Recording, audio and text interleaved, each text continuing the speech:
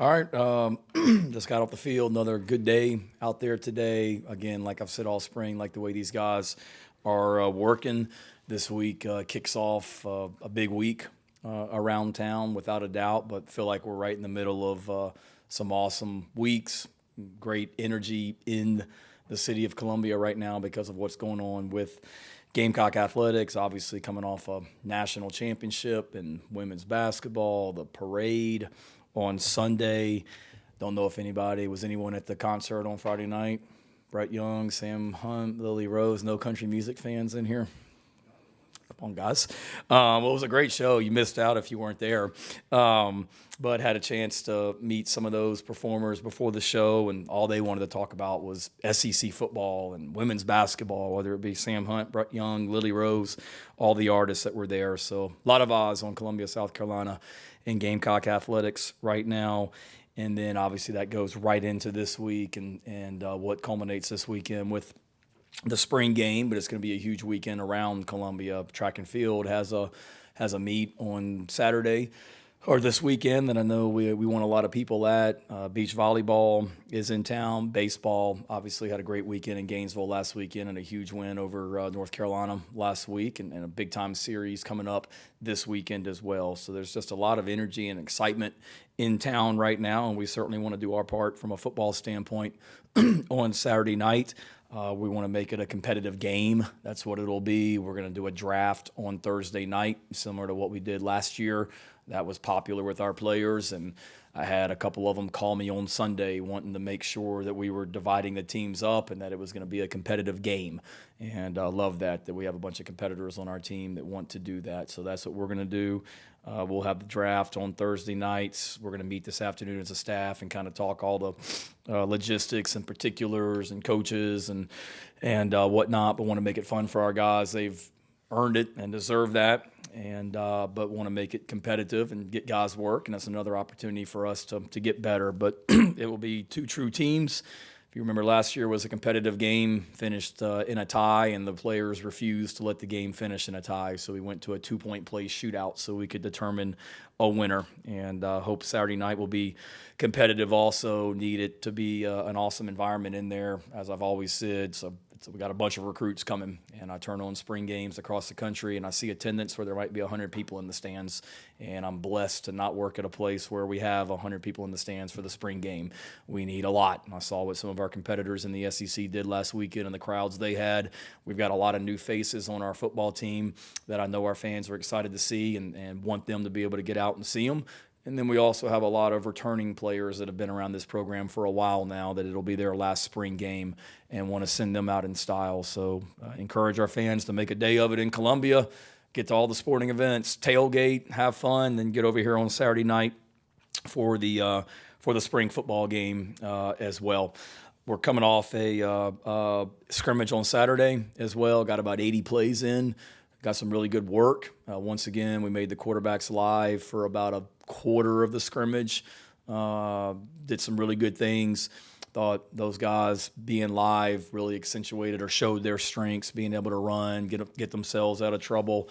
Did some good things. I thought we made progress offensively up front. So regardless of what the message board reports say, based on how the scrimmage went, thought we had a really good day up front on offense, and with the guys that were in there. We had some guys were banged up, and not everybody scrimmaged, but we got better as a team on Saturday. And like I told the players this morning, love the energy and the competitive spirit that they played with on Saturday. The only significant injury to come out of that is Zabari Sandy tore his ACL, unfortunately. Kind of I wouldn't say non-contact. He was engaged with a receiver that was blocking him and just kind of gave out on him as well. Hate that for him. He was coming off an injury and then got back out there. But like I told him on Saturday night when I talked to him, he's going to be a really good player for us. He's still young, and he'll be back as soon as possible. But hate that for Zabari. But other than that, we came out of the scrimmage fairly injury-free. And then need 3 good days this week on the practice field. Just had one. We got practice on Thursday, practice on Friday, spring game Saturday. So it'll be an awesome weekend. And then finally, before opening up for questions, after that, we need to go right into another great week, culminating with the Beamer Ball on Saturday night, April 27th, which is open to anyone that wants to come, and tickets still remain. But it's an awesome event. If you haven't been to it, all the money goes towards our football enhancement fund from a Gamecock Club standpoint, and all the things that we're trying to do as a football program. A lot of fun, music, dancing, dinner, out on the game field. So you can actually have basically your own party out on the field of Williams-Brice Stadium. It's been very popular for 2 years now. This year is going to be better than ever and bigger than ever, and even bumped into some Clemson fans a week ago that told me they came to the Beamer Ball last year and had an amazing time. So we're not trying to have Clemson fans take it over, but everyone's welcome, and it's an awesome time and a lot of fun for anybody that wants to come to that also. So that's the Beamer Ball on Saturday night, April 27th as well. So questions? Before we get started, Oh. Carolina calls on Thursday. And we have Carolina calls on Thursday night. Golly, so much going on, Steve. I can't keep up with it all. So, yes, from Backstreet's Grill, again, on Divine Street. So look forward to seeing many of you at Carolina calls on Thursday night. Shane, got a few for you. First with Sandy, do you expect him to return this season with that ACL? I would say that's doubtful. I wouldn't say no. I mean, if you remember last year, we had an injury in the spring game, and we were optimistic that we were going to be able to get him back before the season, and we weren't able to. So hopeful, not optimistic. Are there anybody else for the game that you know will definitely not play? And by that, I mean like really from a two-deep perspective. Yeah, I'll have a better idea really probably tomorrow, David. There's some guys that I would say absolutely aren't, guys that have been out for a while now with injuries. Obviously, Rocket, we've said all along, Juju, those guys. We'll see. We got some guys that got back out there today for the first time. We got some guys that didn't do anything today, but we're hopeful we'll be able to do something on Thursday. So no one that I say right now, other than the guys that have already been announced as long-term, there's no one new. But I'll have a better idea once we sit down as a staff and kind of see where guys are as we go into the rest of the week. And lastly, transfer portal open today. And as you sit here right now, are there a position or positions that you know that you want to get out of this next window? Yeah, I think always with the portal being open, you have to look at how you can make your team better, and that's my job as the head coach. If there's someone that fits what we're about on the field and off the field, it's my job as the head coach to try and get them in here into our program. We're like every program and every coach, David, in that every position we have a target number of guys that we want to have on scholarship. And some of those positions, some positions we're at that position, we're at that number. Other positions we're not. Offensive line right now, based on the target number of guys that we would like to have on scholarship, we're a couple under. Wide receiver right now, we're a couple under. There's some positions that we might be over, but certainly from a depth standpoint, being able to practice, have your full arsenal.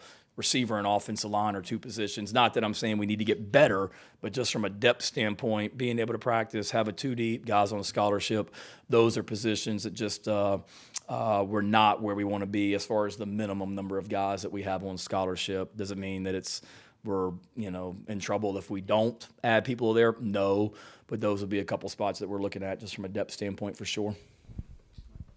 Shane, I've probably asked you this in the past, but on Saturday there'll probably be a player or two who has an incredible game, and naturally there'll be a portion of the fan base that will be very excited. How much stock do you put in the actual game, and how much stock does your coaching staff put into the previous 14 practices leading up to Saturday? Yeah, I'd say it's a combination of both. I'm not one of those guys, Mike, that looks at the spring game and say it doesn't matter, because it does. It's another opportunity to go on the field and compete. It's an opportunity to get better. And some guys, frankly, they step up when the lights come on, if you will, and they're gamers. So there's a 14 practice body of work that obviously we put a whole lot of weight on. But we're not one of those people that just say, hey, let's just throw something out there entertaining and go home. I mean, we're competing, and we want to win. Each particular team does.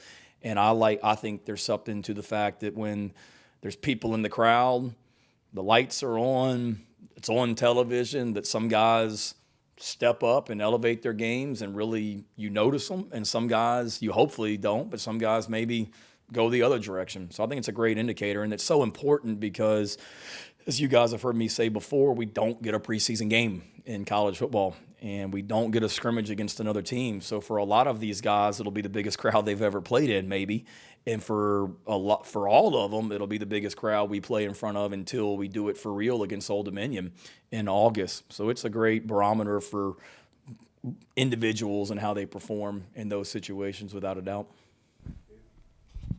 Shane, do you look at Saturday as the chance to decide on your starting QB? Will that linger? And what's the philosophy? Because sometimes you do name it in spring, sometimes you don't. But what's the philosophy in that situation of when you want to name a starter? Yeah, it's a great question. I think certainly, just like to Mike's question, guys, whether it be quarterbacks or other positions, they have the ability when the lights come on to really step up and show, what, this guy's a gamer. And the quarterback position is no different. Obviously, we've been evaluating everything every single day since we started practice in March as well.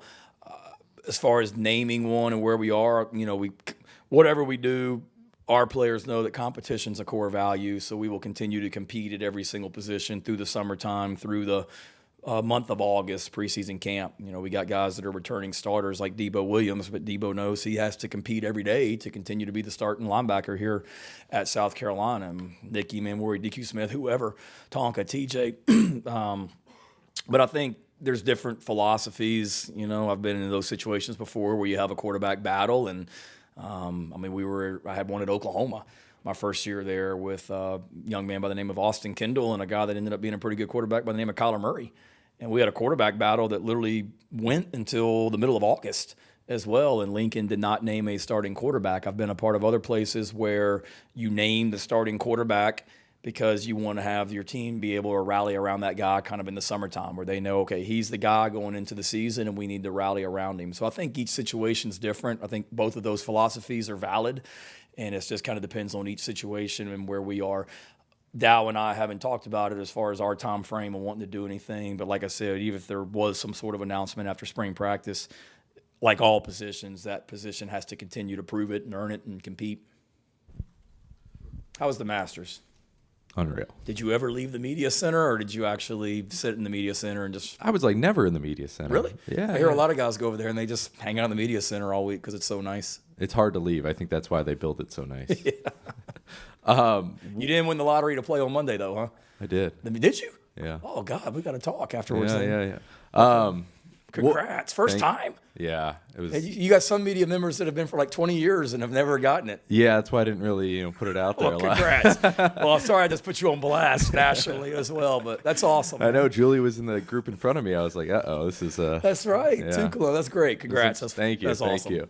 What will this draft look like? I mean, are you having captains? Are you guys sitting in a room? Are you coming up to the podium right here and making picks? What is that going to look like? Yeah, last year it was awesome. Last year we literally, the room next door, the team meeting room was the war room, and both teams were in there, and we had every single player was on the dry erase board, like the draft board. And the whole team was out there in this room outside the tables, and I was the commissioner, and every time a pick was in, we would make the little thing you hear on ESPN when the pick is in. That little thing would jingle, and then I'd walk up to the podium and announce who it was. We'd come up there and take picks and everything like it was draft day, and guys ate and had a great time. It was awesome. We had a ton of fun with it. And then last year, once you got picked, you went into the draft room, and that got a little chaotic because by the end of the night you had two different teams and like 100 players in there trying to we need to pick him. So we split it up and make it a little bit more, even more realistic, where this may be the draft room for one team, this room, and then next door is the other team.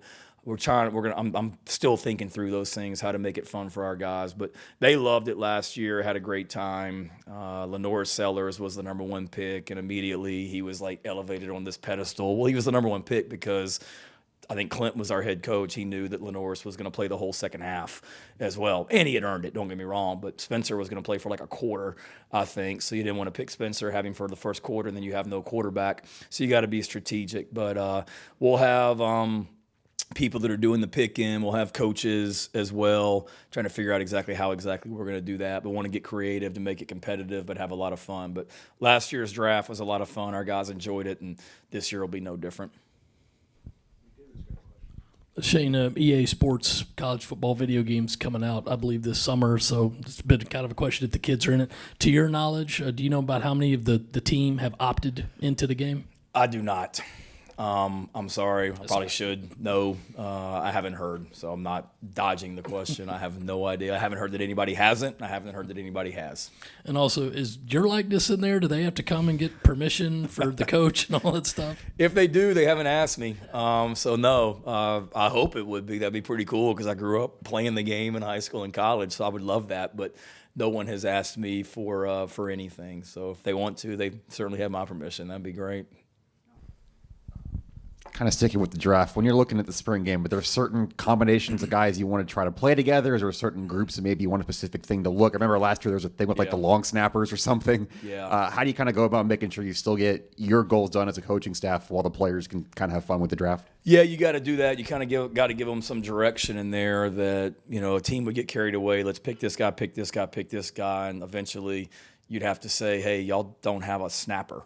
So if we kick a field goal or punt, you have no one that can do that as well. Then you had one team last year that realized the other team hadn't picked a snapper, so they tried to pick both snappers so the other team wouldn't have a snapper as well. So the players certainly got strategic from that standpoint. But yes, and the other part, there are guys that we'll talk about that today in our staff meeting when we meet at 4 o'clock as a staff.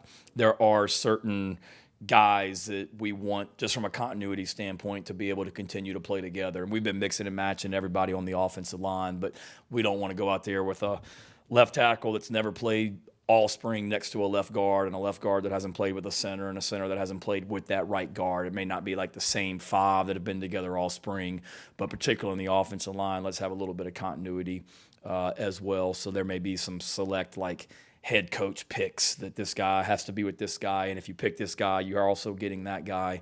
We'll get all that ironed out today as well.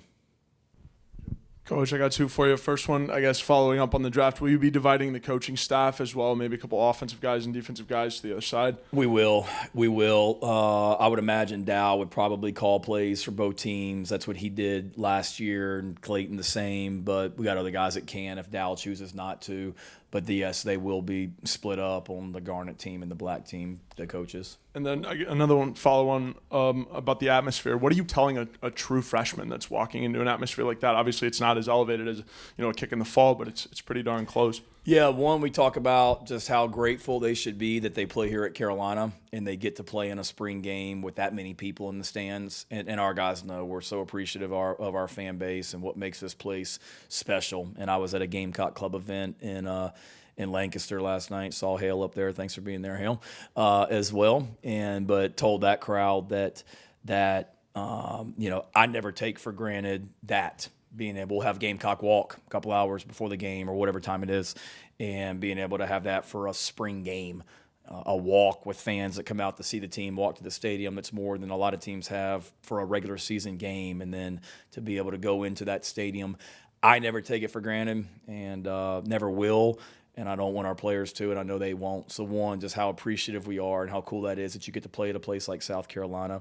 But then two, once the game starts, you got to be able to, block all that out, and you still got to go play football. And that we'll learn a lot about those guys as individuals, and we'll learn a lot about our team on Saturday night. We want it to be fun. There's no doubt about it, and enjoyable for everyone. But we're competing too, and some guys, it's an opportunity to really solidify yourself. You've had a good spring, go finish it on Saturday night. You haven't had the week of practice you want this week, but you get an opportunity on Saturday night to go really show us what you're about. So there's a lot that can come out of it, and that's what we're telling those guys this week.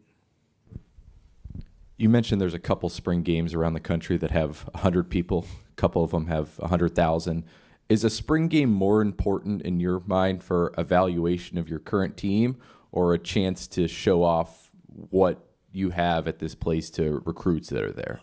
I think certainly from a recruiting standpoint, when you have recruits that come in our stadium on Saturday and they'll see, tens of thousands of people, that's a great recruiting tool without a doubt. I think most colleges, a lot of them have already had their spring game, guys that we compete against. So I don't want to say we're the only show in town, but we're one of the few spring games this weekend, I think. So we'll have a lot of recruits here because of it, and it's a great opportunity to show them what an atmosphere is like here in Williams-Brice or here in Columbia, South Carolina.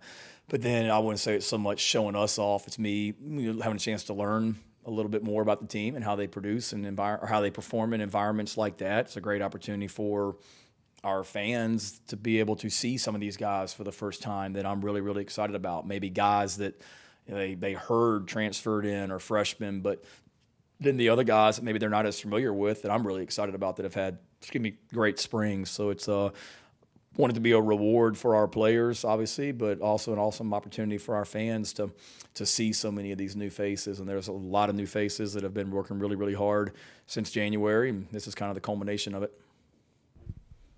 Shane, going back to David's question about the transfer portal, I know at the end of the year, I'm sure you guys meet with the team or meet with players individually, have like exit interviews.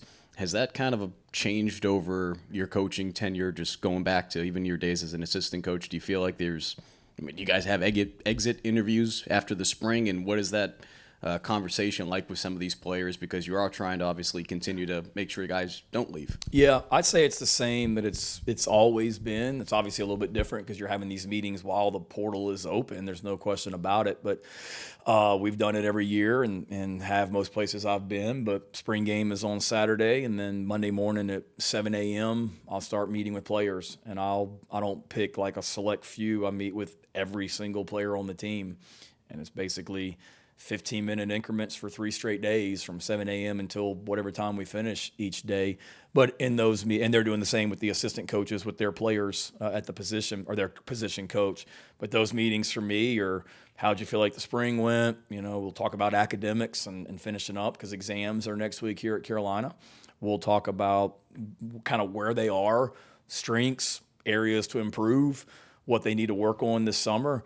We'll talk about body weight because they're going to be able to go home a little bit for the month of May, and we don't need a guy that's 300 pounds coming back weighing 340, and we don't need a guy that's 195 coming back weighing 175. So we'll talk about body weight goals and what they're trying to get done this summer, and then we'll be honest with them and tell guys kind of where we see them right now and what their role is. And I don't want to ever trust is a core value of this program, and I don't ever want to lie to someone to keep them around here. I want to be honest and give guys opportunities to go other places and play if they're not going to get the opportunity here to play because of where they are on the depth chart. So we're honest with them, and if there's an issue, let's talk about it in those meetings as well. If there's something that they don't agree with or something they're unhappy with, I want them to tell me in that meeting and not a week later when they've thought about stuff. But I wouldn't say it's really changed, Mike. It's kind of been the same format we've always used, but it's certainly a different dynamic because of what's going on around you. There's no question about it. I mean, every time I look at my phone, there's a different, news about someone at some other school, and got guys that just transferred to schools in January that are back in the portal 3 months later as well. So it's just it's a different time, and but the meetings are still the same, and how we coach these guys are still the same. Kind of alluded to guys who've played well this spring that could play a lot Saturdays. Is there anyone off the top of your head who's really helped their cause, like maybe for Saturday or moving forward? A new guy, been around forever, offense, defense, whoever. Cool, man. You'll see all those running backs. Obviously, Rockets out right now, but Jawarn Howe, DJ Braswell, Oscar Attaway, really good opportunity for those guys, new guys, to show what they can do, and they're excited about that as well.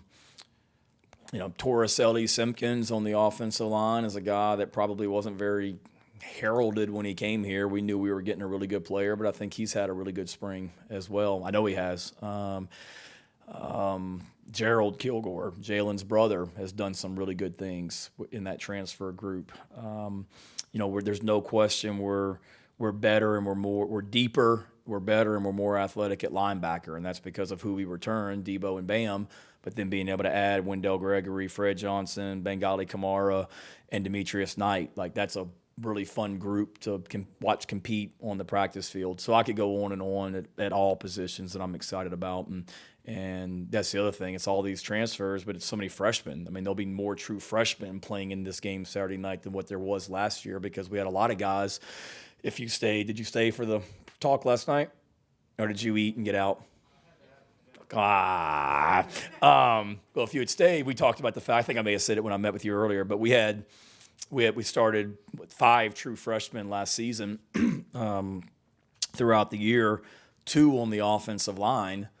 And of those 2 offensive linemen, Tro and Tree, they weren't here for spring practice.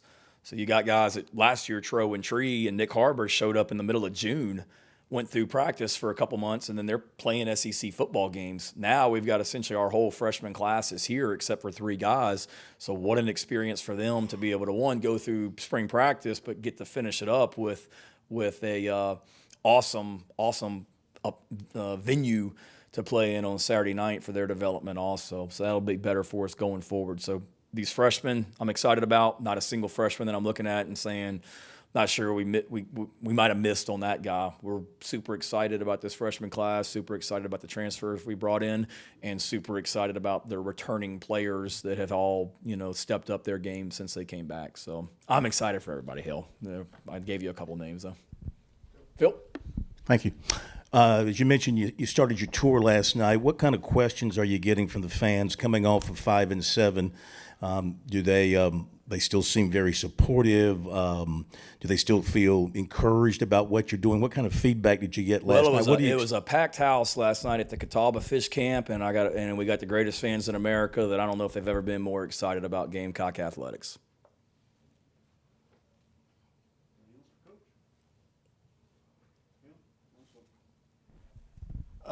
At cornerback, I guess my assumption this past January was like, hey, that could be a position where they try to get some guys from the portal, but didn't seem like y'all were all that active. And of course, you got a bunch of young guys who are competing for spots.